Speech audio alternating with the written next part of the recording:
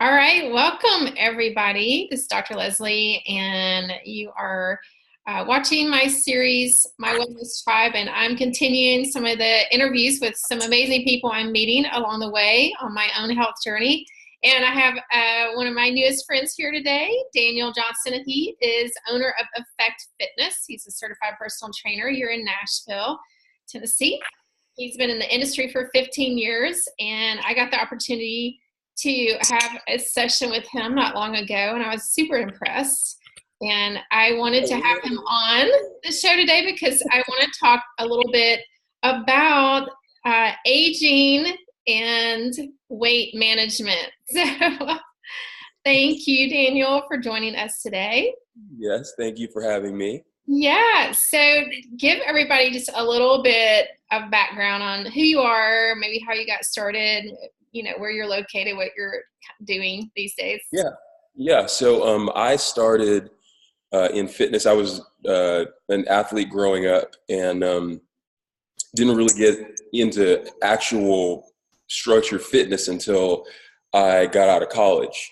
But I worked on cruise ships for a couple of years, singing and traveling around the world. And I actually, it's kind of funny, but I had a girlfriend back in the States who was insanely jealous and just thought that there was no way that I could be faithful to her on a ship with a bunch of international women coming in and out.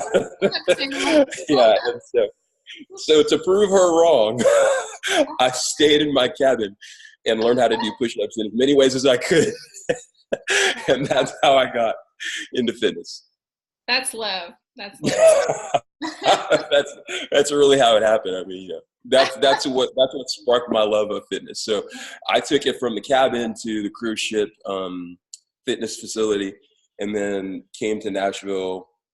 Moved to Nashville right after a couple years of doing that, and did the obligatory music gigs and waiting tables and odd jobs, and was in the middle of all that getting my first certifications. And that's cool. Here I am 15 years old. Are you a singing personal trainer? Like, do you sing to your clients when you're I do not. No, Leslie, and don't ask that next time you hear it.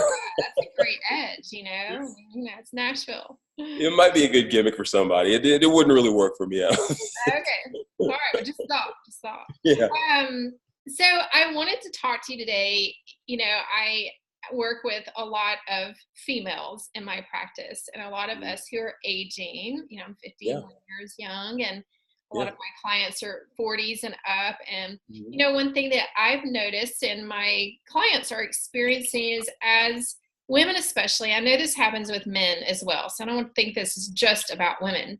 However, I do think women experience this maybe sooner and to a more of extreme than most men, where, we've been working out for years, and I'll just myself here, working out for years, maybe multiple types of workouts, always had really great results, eat pretty clean, do all the things we're supposed to do. If we gain a few pounds here or there, usually able to get it off, just by switching over maybe to paleo or a Whole30 or doing a cleanse or whatever, and you're able to lose that 3 or 4 pounds you put on. And you kind of hit that 40s and it gets a little bit harder. You see a lot more fat showing up at 45, and you hit 50 and wow, menopause, and it's just a game changer, right? Things change, and you can't just go get on the treadmill for 45 minutes or go do circuits around the gym, or your workouts that were working before are not working anymore.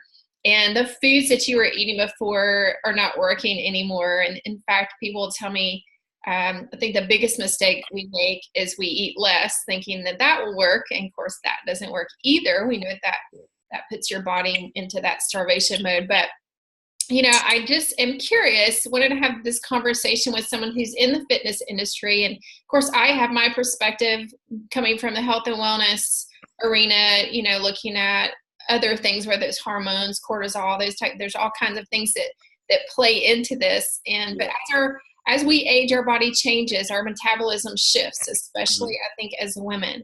And so I wanted just to have a great conversation with you on some of the things that you see, some of the things that you see that are working, things that are not working, anything that you can speak on this topic. So go for it. What have you got for us? Well, I mean, that's a lot. Yeah. You said a lot. I think, first of all, and I'm going to try to stay inside my scope of practice, but to start, I mean, men and women are different, right? Especially as we age. And so, while as a man ages, his numbers, like across the board, tend to go down. A woman's numbers actually just sort of fluctuate in no particular pattern.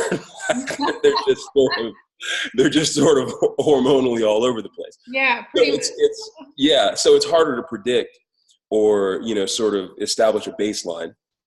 But I think that the most important thing to think about when it comes to aging is trying to establish a good foundation early. So I'm going to take this from two different angles. If you're approaching age, then or approaching a sort of more aged phase of your life, start training now. Like don't wait until things start going pear-shaped and down the hill when you can't figure hormones out. Like those things are you're sort of already behind the eight ball, so to speak. The more muscle that you have, you're sort of creating a bank in your body. So later on down the line, as you start to lose that, you've got more to play with. That's sort of like a layman's way of putting it, but it's true. It's very helpful going into an age phase of life with some sort of foundation is very, very helpful. But now if you're already there, it's trickier.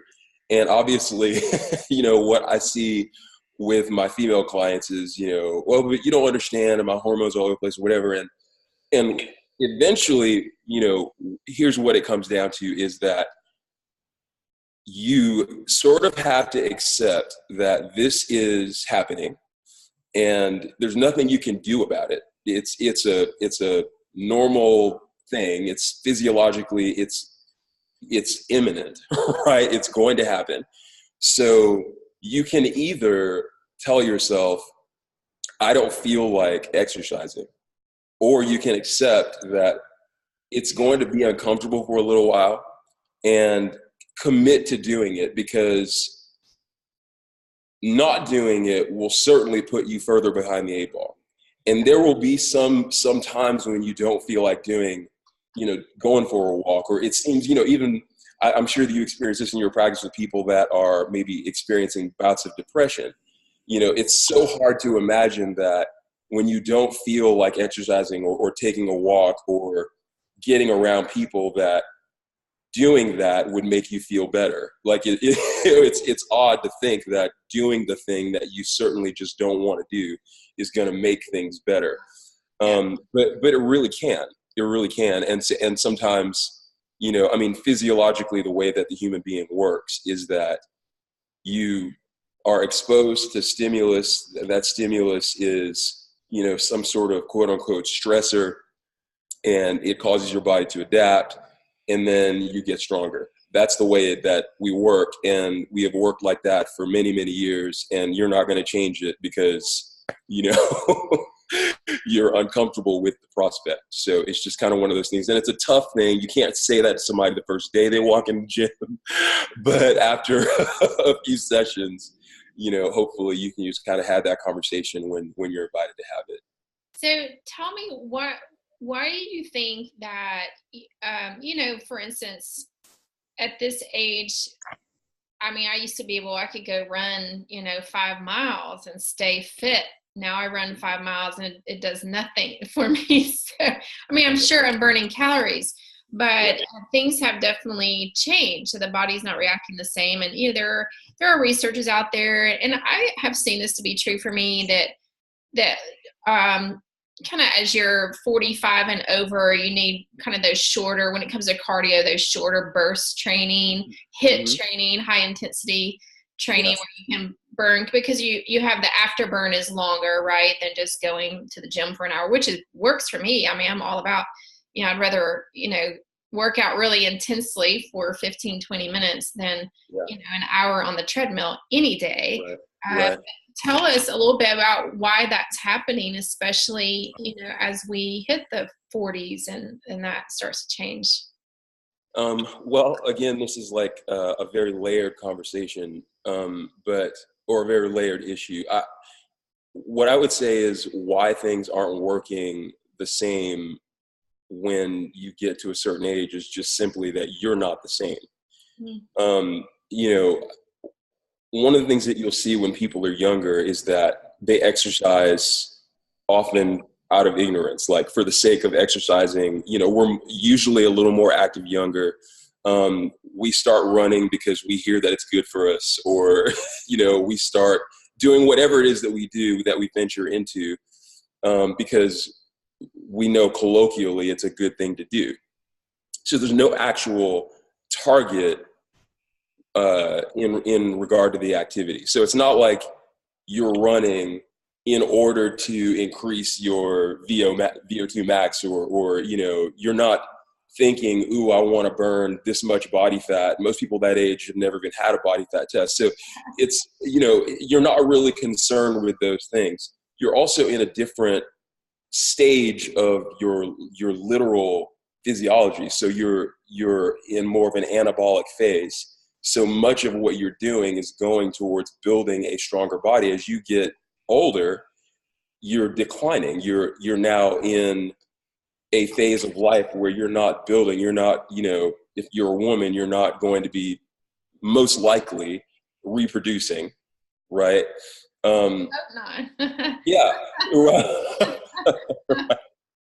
So a lot of it is just a matter of, sort of where you're coming from with it. Burst training is great for the heart, especially, but the previous fitness level, or I should say the current state of fitness, is a key determining factor to how much burst training will help.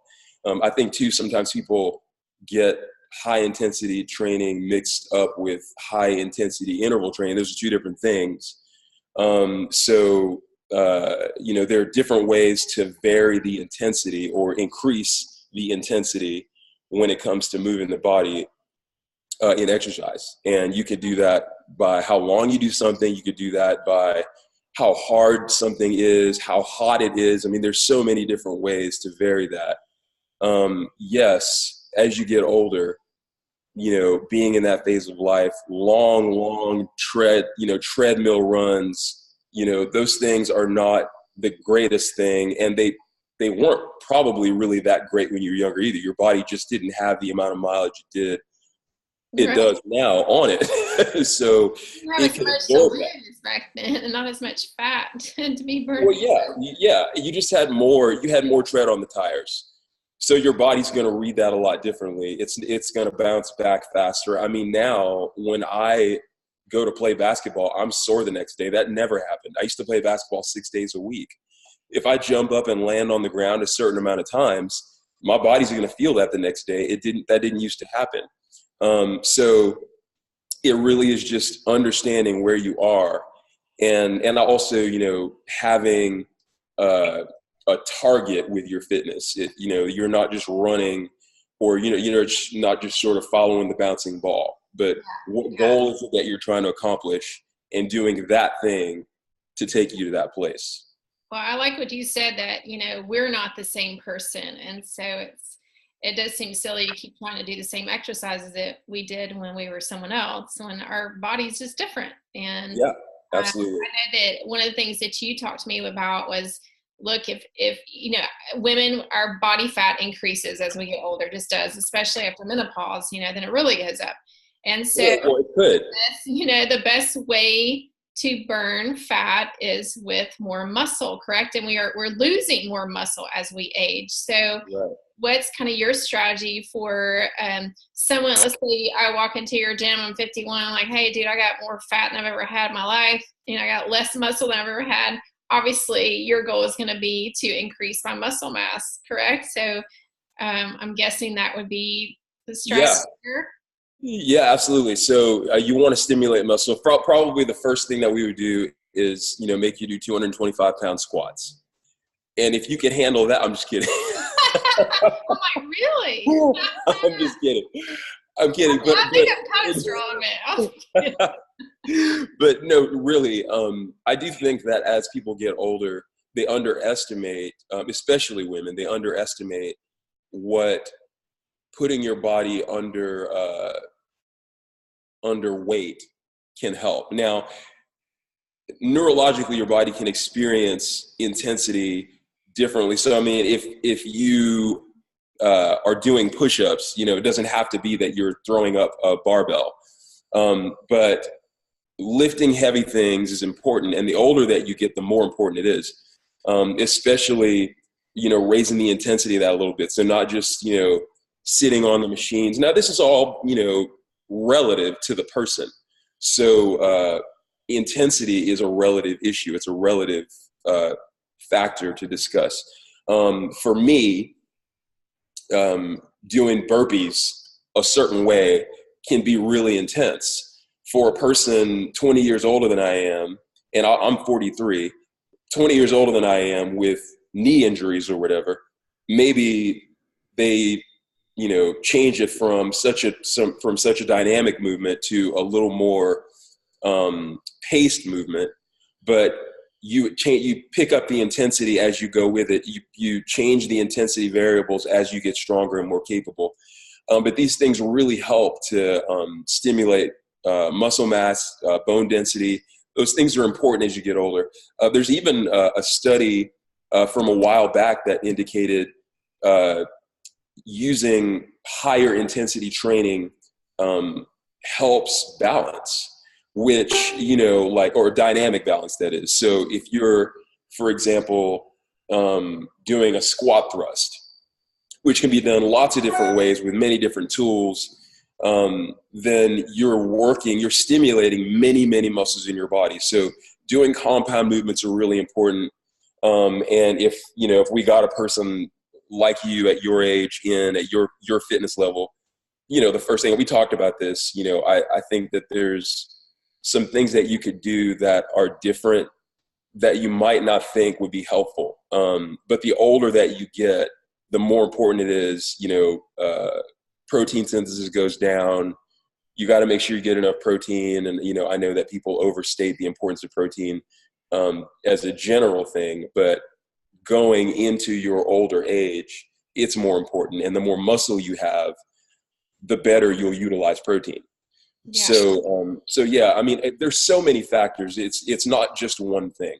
It's not just one thing. And I promise that I will say that about anything you ask me in this conversation. I bet. Ask me the next question. Well, it's true even with what I do. Everyone's so different. I can't put everybody on the exact same, program, obviously. Yeah. So you mentioned more protein and that's something obviously I talk about in my practice. And there's also, I've read things about, getting too much protein and not enough carbs could maybe help suppress the leptin production in the body. And leptin's, that thing that tells us our body kind of how to process our food and, whether we're still hungry or not, and how our body burns fat metabolically. And so, I've read a couple of things on carb rotations. Oh, I can't remember what it's called, but carb cycling. Yeah, carb cycling. So one day, certain days you're doing higher amounts of protein, higher fats, and then carb days a little bit higher carbs. I don't know. Yeah. What's your thought on that process? Well, I mean, I've used carb cycling for clients, certainly, and there's a lot of different ways. There are a lot of different ways to cycle carbohydrates, but also, this is again one of those things where it just kind of depends on what we're talking about. So I think one of the big mistakes people make with carbs especially is that it's this sort of broad stroke approach that a carb cycle is going to help you to lose weight. And generally when people are talking about losing weight, they're talking about losing body fat. Now, the thing that's weird with leptin is, leptin, from what I understand about it, is actually signaled by body fat. So, or it comes from body fat. So, that signal hits your brain and, tells your body that you're full. Well, the more body fat you have, the higher your leptin is.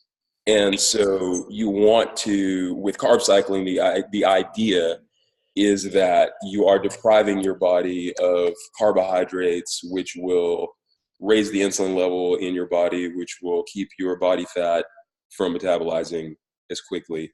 Anyway, it's a carb cycle is, to me, more effective if you are actually exercising.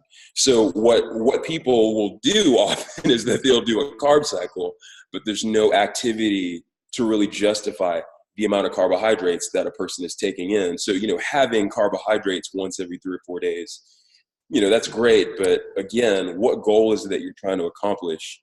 How is the rest of your life reflecting what that goal is? Using a carb cycle in and of itself is not some sort of magic strategy for losing body fat.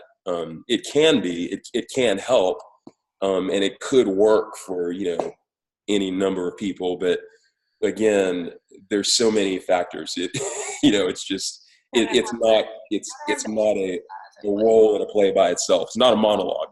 Yeah. Well, you gotta have the exercise in place. I mean, our bodies have to be in motion, bottom line. And I think the biggest thing is keeping that muscle mass up, because, that's the one thing I notice, women especially, and even men in my age group, is that you start to notice there is definitely a lot less muscle definition. And I think that, to me, that looks like that's kind of the key is having that amount of muscle present to help burn more fat, burn more calories, and speed metabolism, whatever it does. So, and I know I'm definitely one that, gosh, I haven't lifted weights in years. That's definitely not something that I enjoy doing at all. But I think there's other ways to build muscle, obviously, besides just getting there and throwing kettlebells around, that kind of stuff, throwing my back out. That's why we work with someone like you, right? So make sure we don't do I threw my back out like reaching for the remote, okay? So you're not going to see me throwing kettlebells around. I'm just saying. Many different ways to build muscle, but yeah, we don't want you to throw your back out. For sure. Man, the struggle is real, I'm telling you. Anybody watching this, it's 50 and over. I know they know. Yeah. So I mean, even just really, even you said you're in your early 40s, so even just that age to 50, the changes your body goes through is really fascinating. It's super interesting. Or annoying. It depends on how you look at it. You're right. You could say normal. I'm going to say fascinating because that's a positive word, not the word in my head that I want to say. No, it is fascinating when you're talking about somebody else, but when you're dealing with it yourself, it can be, daunting. But it's not an insurmountable, obstacle. It's just, getting with the right people. Again, I think, identifying goals, that's an important thing, because, our approaches, or our approach to so many things when it comes to health in this sort of paradigm, in this country, this culture, is, it's very singular. It's like, this is the thing that's going to work. and it's always, it's about what is it that you're trying to accomplish. And I say that all the time with my clients and with people who ask me, what is it that you're trying to accomplish? That's the first question, not what should I do? It's what is it that you're trying to accomplish with your body? Yeah. And what works for some may not work for everybody. I mean, with anything, everyone's going to respond differently. And that's absolutely the beauty of my job and your job, is figuring out how they're going to respond, right? Right. So tell everybody, what is kind of your philosophy? What makes you different from other trainers out there? Tell us a little bit about your gym, Effect Fitness. I like the name. Well, we do, the caption is engage, explore, effect. And that's, hopefully you engage with your fitness and health and well-being, you explore it, and then eventually through that exploration, you can begin to affect it in a positive way. I mean, I would say that, first of all, the gym, we do small group personal training and larger group general fitness. And I have some private clients that I still train, but the philosophy here is really just built around a lot of things that I've said, identifying goals, knowing what it is that you're going after. Like I said, the best answer that I can ever give someone is it depends. And that's not like a political answer. That's a real answer, really true. But just that I tend to want people to focus on and acknowledge that your goals, and I think this is a big distinguishing factor between this gym and other gyms. Your goals are not inside the gym. For us, the goals that we want people to tune with are the goals for their lives outside the gym. Mm-hmm. So, I have clients who will I have a guy who started training with me years ago who said, he actually hated exercise. He hated the idea of being at a gym because he had a certain, sort of stigmatized view of what the gym would be and what it would be like with me. And he's been with me now, I think, 5 years, and is one of my most loyal clients, comes all the time, and he just wanted to be able to play with his kid. He wanted to be able to play with his kid and do his work, which is physically demanding. Surprisingly, if I told you what he did, you'd be like, oh, I wouldn't think of that work as physically demanding, but it really is. And he started to realize, man, I need some help. And he called me and he said, I think it's time for me to do something. And so now he can roll around with his kid on the floor. He's around my age, a little younger. But he can roll around with his kid. He's got 2 kids now. And he's much more effective in his work, in his job. So, to me, that kind of thing is where I live with fitness and well-being, because the truth is, it doesn't matter how much you deadlift or squat or bench press or all of that stuff. It doesn't really matter anywhere except in here. So what difference does it make? No one's going to care about that out there. You won't care how much you can deadlift if you throw your back out picking up a couch. Like it won't matter to you, right? Yeah. So yeah, I'd say that's kind of a distinguishing attitude. I like that a lot. Well, what would be your biggest health tip you'd want to leave with everyone today?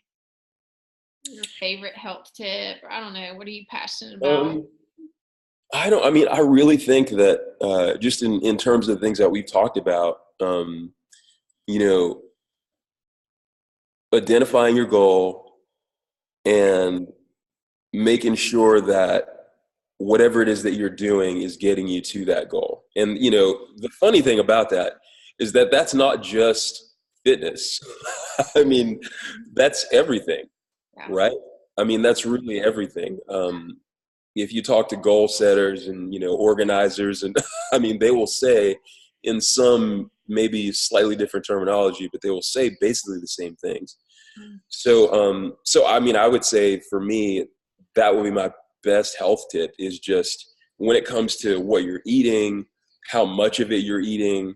I think we talked about this when you came in the first time. Eating clean is an umbrella under, eating organic, eating paleo, eating vegan, vegetarian, plant-based, whatever, all of this kosher, all of that stuff is a pool of foods that you're going to choose from, but none of those things addresses what it is you're trying to get your body to do. Because when we talk about fitness, at least in the conversations that we tend to have in our society, it's really about manipulating your body to perform a certain thing, to look a certain way, one of those 2 things usually. And those things are always contingent on, the things that you're doing to get to those places. They're not, there's no food plan that you go on that, I hear people say going to plant-based means that you will go to your natural weight. That might be true, but you wouldn't necessarily go to the body composition that you want. If you're competing in some sort of fitness competition, or if you need to be able to exert a certain amount of effort and energy from your body, then the actual specific foods that you eat, the micronutrients that you ingest, those things are a much more important part of the conversation to be having, rather than whether you're only eating vegetables or only eating meat, or those are much more important considerations. So yeah. Well, I love that, goals is important. It's important. If you don't have goals, you have no direction, right, of what you want to do. There's no roadmap where you're trying to get. Yeah. I think that's important. Nutrition and fitness and finances and career and everything. Oh, yeah. So, and some of us just, our goals, we just want to stay in the same size jeans so we don't have to buy new ones. But yeah, so, well, I really appreciate, with the new year coming up, everyone's making New Year's resolutions, but I quit doing that a long time ago. Now I do like to set goals for the year. I don't consider those resolutions. I think New Year's resolutions are just things that you set to break them, basically. They really mean a whole lot. So I like goal setting a little bit better. But as people are setting goals for the new year in their fitness and wellness, if they're interested in your gym, what kind of programs do you guys have coming up for the new year? Well, I don't usually do anything for the new year, especially. Thank you for calling me out on that, Leslie. Maybe I should do something. For the new year, like. Right. Well, what I'll say is that we always do a free week trial. So, and we call it a 1-1-1. So you get one private session, one small group personal training session, and one group fitness session. Oh, that's cool. And you get to try that over the course of a week. And then, hopefully we take you into the community and get it going. But yeah, I'm at 944 4th Avenue South. And you can email me at Daniel@TheEffectFitness or info@TheEffectFitness, TheEffectFitness.com. Or you can call the gym at 615-348-7309. Awesome. Yeah. So if you're watching this in your Nashville area, you should go check it out for a week. No excuses, right? No excuses. No excuse. Well, thanks so much, Daniel. I appreciate your insight on all things aging when it comes to fitness and nutrition. And I appreciate you taking your time out in your busy day. Thanks. Thank you, Leslie. Always enjoy talking to you. All right. You too. All right.